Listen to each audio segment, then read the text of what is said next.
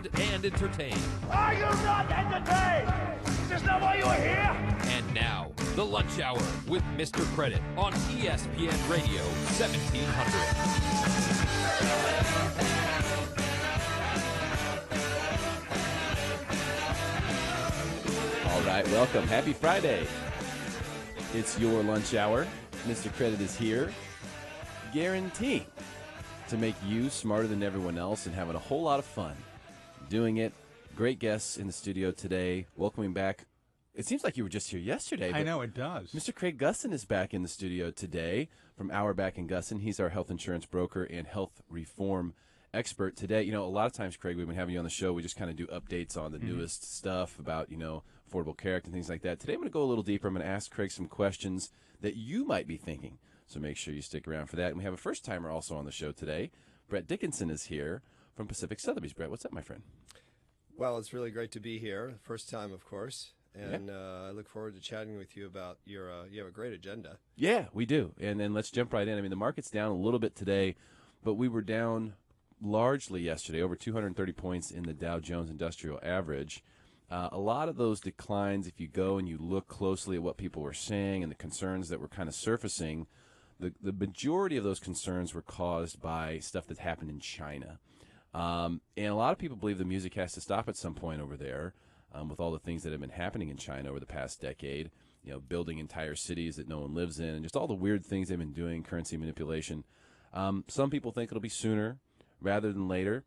And a lot of traders were concerned yesterday that China's first corporate bond default, okay, so they had a corporate bond default, first one in 17 years, could potentially trigger a, like a forced liquidation situation, similar to what happened to Bear Stearns.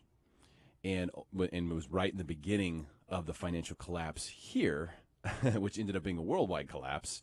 So that was what caused a lot of the concerns yesterday. I've been telling people to stay away from Chinese stocks and investments in China for quite some time. Brett, I know Pacific Sotheby's, you guys are more of an international company, and you've actually worked with people in China. You've traveled a lot to China as well. As a matter of fact, I have a little different take on that. I have a woman that is my associate. She's from Shanghai, and so whenever anything happens in China, I am able. She's actually talks to her mom, talks to her family, is able to give us a little bit of a feel of what's going on in there. Versus sometimes the information we get over here is a little bit different than what's happening internally in the country. I think one of the things that's very interesting about China is that they can change their policies on a dime. As much as we are concerned about a lot of the human rights issues and things of that nature, I think that because of their political, basically I should say control as well as flexibility, when something like this does occur, they can make some adjustments very quickly. It doesn't have to be voted on, doesn't have to be decided, so it's a little bit contrary to what we look at as the democracy of it, but they can actually make some adjustments. The other thing that she was mentioning to me this morning, which is really interesting, is that China is kind of converting from that socialist mentality way of thinking, where years ago under Mao, they would everyone made the same amount of money, $35, $40 a month. So now you have a new burgeoning capitalistic way of thinking.